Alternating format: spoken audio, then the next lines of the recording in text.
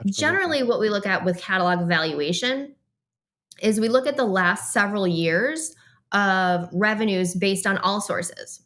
So we look at mechanicals, we look at performance, we look at sync, we look at all of that stuff. We look at streaming. However, what will also happen is once you get all of those numbers together and make these like, outrageously large spreadsheets with where's the money coming from, domestic and foreign, and who else gets paid, and da da da da da, and what's the net after all of that. So what will tend to happen is the buyer might try to shave some of that off. So, for example, one of the things that'll get factored in when we talk about what was the gross profit and also what's the net profit of a catalog over a certain period of years is if there were any lawsuits or that resulted in an award or settlements.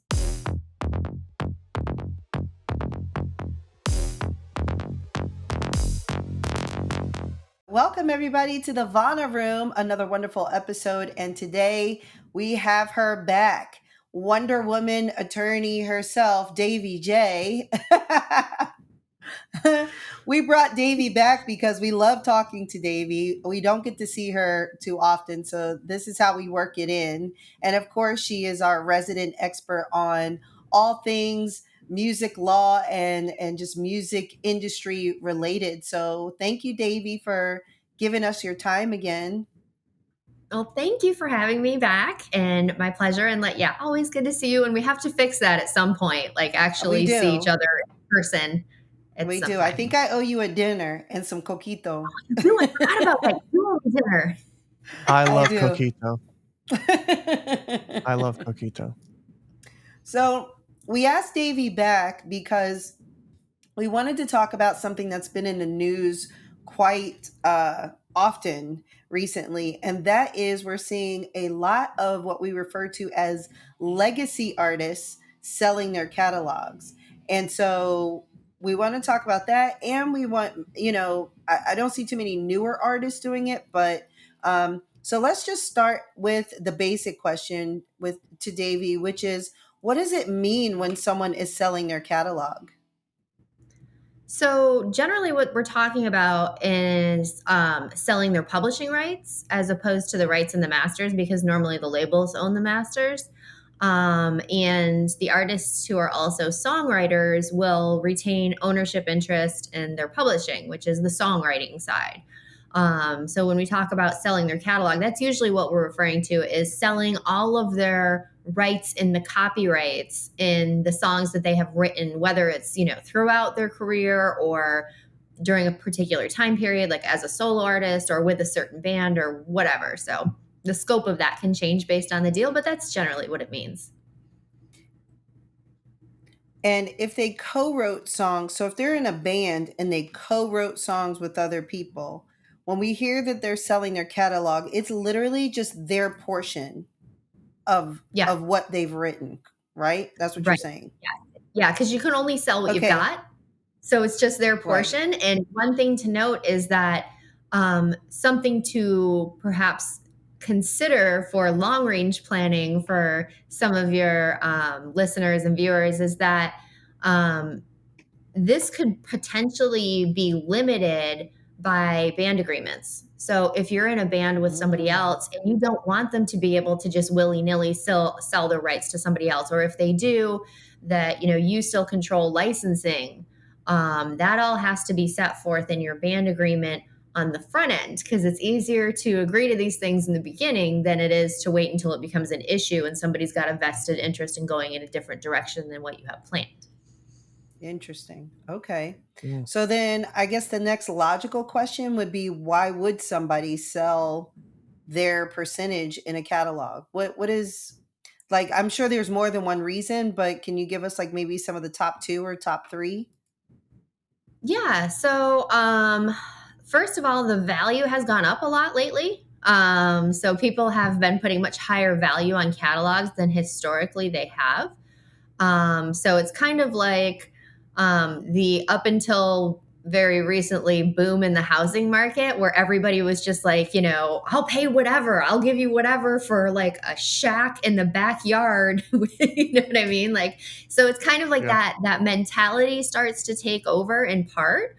A more perhaps reasonable or practical explanation for it is the tax impact. When you are getting royalties on music, and of course, this can depend on your entire tax situation, but you could be paying up to 37% of your income on your royalties in income taxes. Versus when you sell a catalog, it's generally seen as capital gains. And currently, capital gains taxes are at maxed out at 20%. So when you think about the size of these catalogs that we're talking about with the legacy artists that have been selling them and the amount of money that they've been selling them for, that 17% difference in the taxes is a significant number. So that I would imagine has some allure also. And the other thing is that, this way, a lot of these legacy artists, because they're legacy artists, they're getting older. So I think really what they're doing is they're, eye to the future, for their children and their grandchildren. Where do they want this money to go? And how do they want it set up? And do they want to fund a trust for them or so, you know what I mean? Something like that. So that this way they've got cash in hand to work with rather than the speculative value of their royalties after they pass away. And maybe also thinking, hey, my kids are great, but they don't have a head for the music business, and I don't want somebody to take advantage and, buy these songs for, pennies on the dollar when they're worth a lot more. So, that could be part of it too. What is the attraction for some of the younger artists? Could this also be a sign that somebody may be making the move to get out of the entertainment industry? Like, for example, Shakira, she's not old, by any standard, but yet she also sold 100% stake in her catalog to Hipgnosis. So, do you think that could also be a sign that somebody maybe is trying to transition out of the music industry? Potentially, but I mean, you don't really need to sell your catalog to get out of the industry, because at that point, really your royalties are just passive income. You don't have to actively be touring or anything like that. You can certainly have a publishing agreement where your publisher handles all of the marketing and licensing and stuff like that. So you really don't have to take too active of a role. So while it could be the case, I don't know that it necessarily is the case. I think it might be in part a strike while the iron is hot mentality, because the values have been going up significantly over the years. So that might be it. It could also be that they, someone like Shakira's probably already got money in the bank. So, I don't want to speculate on her financial situation. But other people, it might be the case where, for a younger artist, they want to pull out a significant chunk of money for something else. Like they want to build their own studio. They want to buy a different kind of business. They want to invest in real estate. They've got these other things that they want to do with the money that they think might fare better in the long term. So there's, you know what I mean? So that it might be that situation where they think okay, well, I don't like the direction the industry is going in, so I'm going to pull my money out of it and put it in something else. So then it's really just you think of it the same way you would the stock market. I'm going to, take it out of beans and put it in Tesla, or whatever, that kind of thing. Yeah, you just kind of took it right where I was thinking. I was like, it's kind of like your 401k. They're like, okay, like you're borrowing against yourself. Yeah, basically. Absolutely. Yeah. You are. Absolutely. You are, for sure. And as far as that goes, you buy low and sell high. That's the conventional wisdom with the stock market, is buy low and sell high. And if you're on a downstroke, if you're losing money right now, like a lot of people's 401ks are right now, you don't sell. You haven't lost anything if you haven't sold, is also the other thing they say, is if you haven't sold it, you haven't lost, because it's probably going to go back up. So, that could be feeding into it, is hey, the market's really hot right now for selling catalogs. So maybe I should just go ahead and cash in my chips while they're worth this much money. So these types of deals, I mean, these are not just admin deals. These aren't, I mean, I'm guessing, I don't know. That's why you're here. But so you look at somebody like Mark Ronson, right? Mark Ronson, known for working with Bruno Mars and Amy Winehouse. He sold 70% of his catalog to Hipgnosis, including his rights in Back in Black, Amy Winehouse's hit. when we hear that, can you explain what that means? Like, how are these? And I know you're not part of these agreements, but can you give us some insight into how these deals get structured? What do they mean? Are these like some sort of evolution of an admin deal? Is it a licensing type thing? How do these deals work? Right. So when you're talking about selling a percentage of your ownership, so like Stevie Nicks did the same or a similar thing. I think she sold like 80% of her interest. And so when you say 80% of her interest, what you mean is 80% of the amount she owns. So again, if she's a co-writer with somebody else, it's 80% of her share up until the point of the deal. So they're retaining some amount of ownership in that. So they're not selling all of it, just part. And so, yeah, presumably what's going on is that it could be an admin deal, you know what I mean? But, now what she's done has taken a lump sum payment to buy out what her royalties would have been on that, or Mark Ronson, his royalties on that other percentage that he no longer owns. So it's really just kind of like a reverse mortgage in a way. Like they're, buying out their future royalties on that percentage of their catalog. So they're still going to get some royalties in the future. Just the amount of their royalty checks are going to be greatly reduced because they sold off the lion's share of their right to collect royalties. Why would an artist like Stevie Nicks kept, say, 20%? Why would she keep 20%? Why wouldn't she just sell it all? Is it because she still wants that little bit of passive income, or is there more to that? I mean, that's a question for Stevie Nicks, I guess, Right. but it could be We'll have to that. bring It could her be on like next week. holding on to the passive income. It could be a sentimental thing. Okay. Like, this is my music and I don't really want to fully let it go. And it could be also the right to still have some control over how her music is used, because you could bake that into the deal to say, like, listen, I've still got approvals rights in these situations.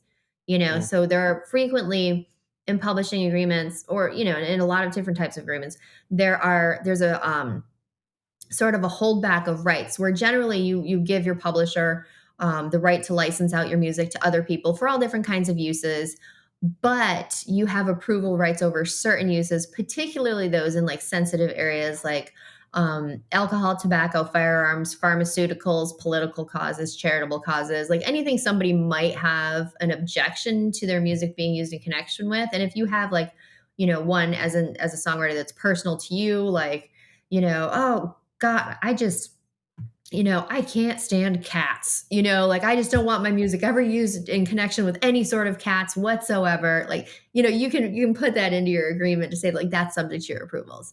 But those are the other ones I mentioned are the standard. So maybe that's what it is. Maybe she wanted still some control over how her music is used in certain licensing situations. Sure. Okay. Yeah, that makes sense. So how long? What is the minimum on these types of deals? Is it 2 years? Is it 5 years? And then do they need some kind of reversion clause in the contract? Like how about what's the minimum for these types of deals? Well, generally it's a full buyout. For the duration. It could be limited. It could be you're just, at that point, you're really selling your rights to collect royalties for the next couple of years, not really selling your interest. So if you're only giving something for a limited period of time, that's not necessarily a sale. It's more of a lease. Again, think of it like it's a car. Lennon knows I love to just substitute car for I all of love this. this one. Like, so like if you're going to sell your car to somebody, but you expect to be able to get it back in a couple of years, you either didn't fully sell it or else you've got a buyback clause in there. So it's one or the other.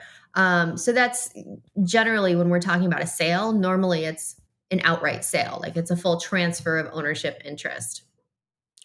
And does the sale of the publishing affect the life of the copyright? Because the life of the copyright is the life of the author plus 70. So if there's only, say, 60 years left in the copyright, does that restart when somebody signs this, or does that not affect it at all? Nope, not at all. Cool. Because it's always based on the creator's lifetime, not the owner's lifetime. Got it. Okay. Because otherwise, if it was based on the owner, you could just always artificially extend Keep and like on selling your it. deathbed, like sell it to, somebody else and then extend it for their life too. So Yeah. Okay. So if let's say somebody sells their rights for X amount of millions of dollars, right? And then that publishing company quickly recoups, but maybe I don't know if recoup is really the right term, but or earns um, what they spent to get the rights back within a few years. At that point, do they start sharing royalties again with the person that sold it to them, or they just now it's just pure profit and they're just collecting? yeah, so generally Good when we question. talk about purchasing a catalog, we talk about like in these situations an outright purchase without a royalty on the back end. But certainly that could be something that's negotiated for, that you could still get a royalty however so much after there's recoupment. And certainly that would impact the purchase price as well because, whoever the buyer is, they're not looking to pay the full value of what's expected to be made off of that catalog for the remainder of its term in copyright, because then at them there's a motive to buy it because there's no profit margin, you Mhm. know. So yeah. Where are the value of these catalogs coming from? Are they pulling them from like streaming? Are they pulling them from sync licensing in the past? Are they pulling them from previous revenues in the last 3 years? How are they valuing these catalogs? That's a great question. It is a difficult thing to do, this valuation, because there can be peaks and valleys, sometimes very unexpected peaks, or like the whole why did her name just jump out of my head running up that hill? Uh, God, Yep. Kate Bush. Kate Thank Bush. you. I, Yes, I there it was is. God help me thinking Blanchett. And I'm like, I know it's not Blanchett. Yeah. But anyways, Kate Bush. it's been a long year. I'm not even Yeah. gonna say long day anymore. It's been a long year. Yeah. So anyways, Kate Bush. Nobody saw that coming. No. Nobody. Like that was so left field. Now top of the charts again. And it's just like, okay. So there's gonna be outliers like that. Somebody's gonna hit the lottery every once in a while. And that's really what that is a royalty lottery that she just hit. Yeah, she did. For sure. But Absolutely. generally, what we look at with catalog valuation is we look at the last several years of revenues based on all sources. So we look at mechanicals, we look at performance, we look at sync, we look at all of that stuff. We look at streaming. However, what will also happen is once you get all of those numbers together and make these like, outrageously large spreadsheets with where's the money coming from, domestic and foreign, and who else gets paid, and da da da da da, and what's the net after all of that. So what will tend to happen is the buyer might try to shave some of that off. So, for example, one of the things that'll get factored in when we talk about what was the gross profit and also what's the net profit of a catalog over a certain period of years is if there were any lawsuits or that resulted in an award or settlements as a result of a dispute regarding copyright infringement or anything like that. So because those tend to be larger payouts. And so sometimes Mhm. they'll say like, hey, this was a fluke, this was a one-time thing, this really shouldn't be calculated into what we can expect to earn in the future. Same thing might happen for very large sync licensing deals. If you got a huge windfall in a placement that was just like um, just an outlier like that. Oh, well, that's a fluke. We can't expect. But then again, I mean, can't you though? Like if somebody paid that much money once to license it, might somebody else again? Yeah. So there's arguments for either side, but it's common that that's kind of they try to shave down those outliers to really get a better or lower purchase price on the catalog to kind of hedge their bets a little bit on that price. But that's usually how they go about it. And certainly there are people who are specialists at performing audits to really kind of figure out where the money is too. And that actually can be another thing that comes into play when there's this valuation going on is the buyer might be more sophisticated in figuring out these unclaimed royalties that might be associated with the catalog. and it's the buyer who gets them if they hadn't been claimed yet. They don't go to the seller because they were earned when the seller owned it. If the buyer owns it and goes, hey, there's unclaimed royalties on it, they get that money. So Wow. it's one of those things where if you're not, sufficiently aware of what's going on and you're not well versed in where your money should be coming from, and you haven't really been doing the digging to ensure that you have collected all the royalties that are due, that could really be, a little windfall for the buyer. And the buyer might know about it, and not say anything because it's not necessarily required that they would disclose that. So, just, something to be mindful of. But, all of these things kind of come into play when it talks about valuation. Mm. So at this point, then does that mean they need to go back and update the split sheet information? So now you have to communicate to the MLC and ASCAP and BMI and anybody else collecting any type of mechanical or any other type of songwriting royalty. Now you're going to see Stevie Nicks and then Primary Wave, which has her rights, and then whoever. So now they have to be added into with their portion now subtracted out. Yeah. Yep. So all of those registrations and filings all have to be updated, so that it's, that they're not paying out royalties to the wrong party or the wrong percentage of royalties. Mm. Wow. Oh. And I'm seeing some people or some owners are doing this with recordings as well. There's been a few with the recordings being sold as well, which it blows my mind. But when you explain that, it's kind of like me taking money out of my 401k to go purchase something else, it makes more sense.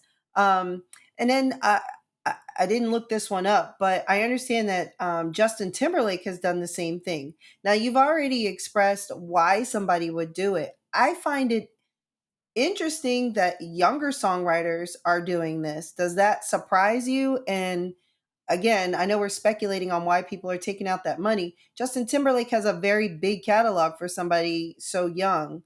But Yeah. I find it surprising that someone so young is willing to do that. Does that surprise you? It really does when you consider the duration of the copyright and how certain catalogs, calling them timeless might be a bit of a stretch, but there's, you know what I mean? Like there's going to be nostalgia and there's going to be, you know what I mean? Like things all come back again. You know what I mean? Like I know you and I have seen this so many times. We're like, oh, this is popular again. Oh, I wish I would have kept those jeans from high school. You know what I mean? Like, so it's no different really with music, that things kind of cycle back around. And especially when you talk about placements for movies that take place, in an earlier time period, you want the songs of the day kind of a thing. So I think that especially for his catalog, there's, many, many decades and decades of value to be had in those licensing deals and in those royalties that are coming in. So it is not an insignificant amount of money by any stretch of the imagination. And so like to cash out now, it's guaranteeing that, you're not going to get the full value, I would say, like if you would have held it for the long run. But, that being said, maybe some people, especially younger people, just don't care about what happens after they're dead. Because those additional 70 years, what good is it to them? Like, like what do they care what anybody does with it or what happens at that point in time? So, maybe it's that they're not looking at the life of the copyright value, but the value to them now, and they're holding that more important than, what maybe the future would hold. That's Mm. pure speculation, but that's all I got. That and the tax thing. So, Yeah. Oh, go ahead, Mo. No, you go ahead. So I want to go back to what you were saying earlier when we were talking about valuing, and then I want to come back to this point. But something just kind of popped into my head that I want to reinforce. Something that Mo and I have talked about heavily is where all your money is coming from. And if you are missing 3 or 4 different sources of revenue and you want to sell your catalog, you're actually devaluing your catalog by not even knowing that money is existing. Let's say yeah. you have $50,000 tied up in the MLC and the buyer knows that. They can use that against you to devalue your catalog. Whereas if you actually had that money and knew where it was coming from, you could ask for a lot more. So if you're planning to sell your catalog in 30, 40, 50, 10 years, it's probably a good idea to make sure that you're set up with all of the different companies that Mo and I have recommended, and I'm sure Davey recommends in a lot of her speeches and things like that, to make sure that you know where every single dime is coming from, so that if and when this situation comes up, you're able to really prove and show where your value is. Absolutely, absolutely. I mean, you gotta have the receipts, right? Isn't that what the cool kids say Absolutely. now? So Yeah, absolutely. So for younger people, let's say somebody like myself who's turning 27 in 2 weeks, let's say they wanna sell their catalog. Do you recommend, or is it common in, like, I know in the startup world, you build a business until it's valued at, $2 billion, and then Google comes in and buys it out.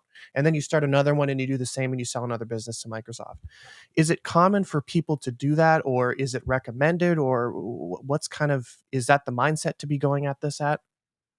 I mean, I'm not a huge fan of it in most cases. There are certain situations where I can absolutely get the rationale for it. Like, one of my clients is looking to sell their rights and some certain works, and I get it. I totally get why. I absolutely okay, no problem, go for it. I think one Mhm, of the things that people who have never done this before also need to understand is the cost of this. The cost of the mhm, sale is not insignificant as well. mhm, So, if you've got a manager and an agent, they take a percentage of your revenue. This is not exempt from that. This is revenue earned from your activities in the entertainment industry. So, your manager and your agent, or, whoever is making, 15%, 20% of your gross, expect that that's coming off the top. In addition, you have to pay for somebody to go through and create all of your spreadsheets if you don't have those already. So to go through and do evaluation, that's a cost as well. A lot of attorneys who assist with this kind of work will charge a percentage fee instead of an hourly fee.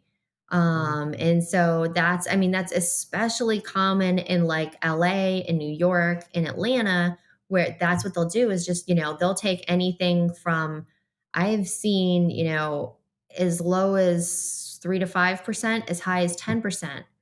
Um, wow, so, understand that, you know, all of this money off the top is really eating away significantly at what you're going to walk away with at the end of the day. And then you got to pay taxes on it too. So yeah, like yeah, so it's one of those things where like you hear these people win the lottery and you're like, "Oh, well, they won like 40 bajillion T dollars." And you're like, "Yeah, well, after taxes, that was 750." yeah, Like not yeah, 750 bajillion T, like $7.50. You know what I mean? Like yeah, kind of a thing. yeah, yeah, So, there's a lot of cost that goes into it. It's not a seamless process. It's not a quick and easy process. You do need to have professionals working with you who know what they're doing because it is a very complicated transaction. Um, so all of those things kind of come into play. So not only are you, selling off future revenue in exchange for cash in hand today, but it's going to be even less than what your purchase price is by a significant percentage. So that being said, I would say, really for somebody younger, only if it's something you absolutely need to do. Like if you've got something that's, critical that you need the money for, then and there's no other way to get it, then I absolutely understand. And I'm, no judgment, to each their own. But if you don't have to do it, really consider that you are giving up on passive income for the rest of your life. And that's fantastic, mailbox money for when you retire, mhm, and a lot of people aren't thinking of that in their 20s. But, also keep in mind that a lot of the royalties you get paid, those amounts go up year on year as far as what that amount payable to you is, or not percentage necessarily, but like the royalties that are set by the Copyright Royalty Board, those go up. They meet every couple of years and increase the royalties on mechanicals, for example. And so those will adjust with inflation and cost of living. Whereas, you take the money out now, you just gave that up for later, So it's something to mhm, consider and get a lot of advice on before you move forward. It's not a simple decision. yeah, that's good advice. What do you think because Bob Dylan, I think, sold his to like Universal or somebody like that, or I can't remember who it was, but it was one of the big three, if you will. What do you think the attraction is to I'm not going to say smaller, but nobody knew who Primary Wave was. Nobody knew who Hipgnosis really was. Now they're coming out, kicking the walls down, and they're getting their hands on Stevie Nicks'. They have Prince. Primary Wave has Prince's catalog. Primary Wave's been a player for a while, but they just weren't like the big three. But they've been, Right. you know what I mean? They have not been insignificant, so obviously, Mhm. 'cause they Right. had the No, money. oh yeah, I'm not trying to diminish their role in the industry. I'm just saying like most people have not heard of them, especially Right. when we're talking, especially our audience in particular. We're talking about up and coming artists who are seeing people make these moves, which is why I bring this up. And they're like, "Well, who are these people anyway? Like we don't really know them. We know Universal, we know Sony. So what do you think the attraction is to Primary Wave and Hypnosis has Nile Rodgers, so who's a legend in the industry. So I mean I totally get, I understand it because I've been reading about it, but just for the people watching and listening, what do you think in the world of Davy J. Esquire is the attraction to these companies that a lot of people in the industry or coming up in the industry have not heard of? So why are they selling them to them instead of like Universal? I mean, I really think it's by and large who the highest bidder is. That's going to be a significant motivation. Um, that other than that, like, I don't know, maybe they just like what they were doing with other people's catalogs. Like they see who else they're working with and how their stuff is getting placed and how it's being licensed, and they see that company's reputation, and the industry is not as big as people think it is, you know and there's a lot of knowledge. Once you're in the industry for a while, you start to get to know, like, oh, this person's got a reputation for this and that person's got a reputation for that, and that might have a lot to do with it too, because the people behind, like Primary Wave, for example, it's not somebody nobody knows. These are people who have been in the industry for a long time. So they have certain reputations. And, that might also be a huge factor, other than who's the highest bidder, is like, hey, well, this person's a good guy. Always liked working with them in the past, always gave me, a fair deal, or always, was working on the up and up. So that's who I want to work with, versus this person over here, you know, who I wouldn't, you know what I mean? Give them a glass of water if they were on fire, like, so that could come into it too. Mhm. Mhm. That's awesome. I'm trying to think. Lennon, you have any more questions? I feel like we No. hit the main Yeah. foundation of what this is about, to kind of help, because really the point of this was to help people kind of understand. I do have one more for you. So we hear people talk about, oh, this person owns all their rights, this person owns all their rights. Then we see something like with Taylor Swift and Scooter Braun, and according to Scooter Braun, he allegedly had a conversation where he didn't want to do the deal if everybody wasn't on board, blah blah blah. But everybody was under the understanding that Taylor Swift owned her rights. Well, she does own her publishing, correct? It's the sound recordings that that he got his hands on. Right. Mhm.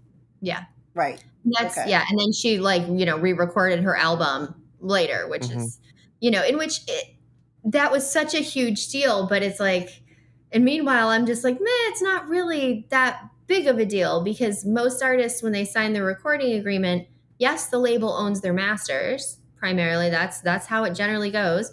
Not always, but generally. And then also, what a lot of people might not know is that there's frequently a re-recording restriction in your contract that says, for a number of years after this contract is over, you can't re-record any of the songs that you recorded during the term of your contract, to stop people from Taylor Swifting. And so that's what happened, is that, I suspect upon the expiration of her re-recording restriction, she was like, well, I'm just going to go and re-record the album. And that's great for Taylor. But you know what? For the vast majority of artists, that's not going to be a winning proposition. You know what I mean? Because the cost of re-recording it, mixing it, mastering it, distributing it, all that other stuff, like, are they going to make all that money back on re-releasing something that's already been out there? most of them won't. You know what I mean? Like Taylor's got that luxury. It doesn't matter to her whether or not she makes that money back. I assume she's got plenty to cover those costs. So, Yes. like to me, I was like, well, that's cool. Good for you, Taylor. But at the same time, I'm like, this is, it is what it is. Yeah. Why don't we focus on doing more new music instead of Yeah. old stuff? And that's more profitable for everybody across the board. But, if you're feeling like being a little spiteful, I'm not going to judge you for that either. Like We all have those moments. Especially when it's somebody you don't like buying your stuff. You're like, you're the last person I want to have your hands on my stuff. Exactly. Yeah. And I get it. Like I can admire the petty. I'm here for the petty. And when you got the pocketbook to fund the petty, I'm all for it. Like I will absolutely sit back and enjoy watching that go down. So Absolutely. Me too. Yeah. All right. So I have one last thing. I don't really know if it really relates to this. I'm trying to think if it would have an effect. So we're working on an episode to talk about NFTs. Is there any consequence here? So Yeah. I guess NFTs are playing a role in the valuation of catalogs because now that people are selling music as NFTs, we're seeing the value. That's another thing that's playing into this. I hesitate to use the word inflated, but it's the right one. Inflated value of music catalogs is this explosion of NFTs and their inflated value also. So yeah, that's definitely, and that, that could also tie back in and play into why are people paying so much or why are people selling? Because it's, like there are all of these things. There's a culmination of factors at this point in time that's really causing these high valuations of catalogs, and NFTs are definitely one of them. Well, before we go, Davey, I want to give you an opportunity if you want to promote your event you got coming up in January. You are going to be a panelist at a music conference. You want to talk about? Well, it's not a conference. It's I don't know what you call it, seminar. I guess. I mean, like it's a being billed as a roundtable discussion. So I mean, whatever. And I don't even think we'd be at a round table, to be honest. Probably more of a dais. So yeah, it's myself and several other people. It's put together by the Orlando Songwriters and the Florida Songwriters Association, two different organizations. Mecca, who's our chapter president right now for the Recording Academy, she's the one that organized this whole event. So mad kudos to her for herding all of these cats, because it is not easy. I know what my calendar is like. I can't even imagine like trying to, get all of these different people together to talk. But yeah, it's an event at the Melrose Center, January 20th. And we have, oh my God, I don't even have the graphic up right now. So I don't know I know Dave Ogan's going to be there. We'll get it up for you. Yeah, I was going to say like, forget who all is speaking because I didn't work for it. Makes me feel kind of terrible. But yeah, we've got somebody from the Mechanical Licensing Collective. I think we've got A&R from Spotify. So we've got like some really knowledgeable people there so that we can come in and talk about like, hey guys, this is, where your money comes from, and here's how you get it, and here's what you should be looking out for, and this is what you need to do to kind of dot the I's and cross the T's and, make sure you're handling your business. And, always stuff like that's good networking too. So, so come on. I'm really happy you guys are putting that together. I will definitely be there, and we'll definitely put the word out. So hopefully they got enough space for us all. Nice. But again, thank you, Davey, so much for your time. This is not the last time we are going to hit you up. So I love chatting with you guys. So yeah, thank you. Anytime, I'm totally down. But I think this was a great topic, and I think a lot of people are going to be happy to see it because there's a lot of questions. But, to your point, all we can do is speculate because we're not in the room when these deals are going down. And there's so many reasons why they happen. But at least now we have some sort of insight as to what the movement may be about, So thank you so much, Davey. Looking forward to seeing you sooner than January, but I will be there in January. Absolutely. So yeah, thanks everybody for checking out the Vana Room, and make sure you share and you subscribe and you like and tell all your friends. Thank you.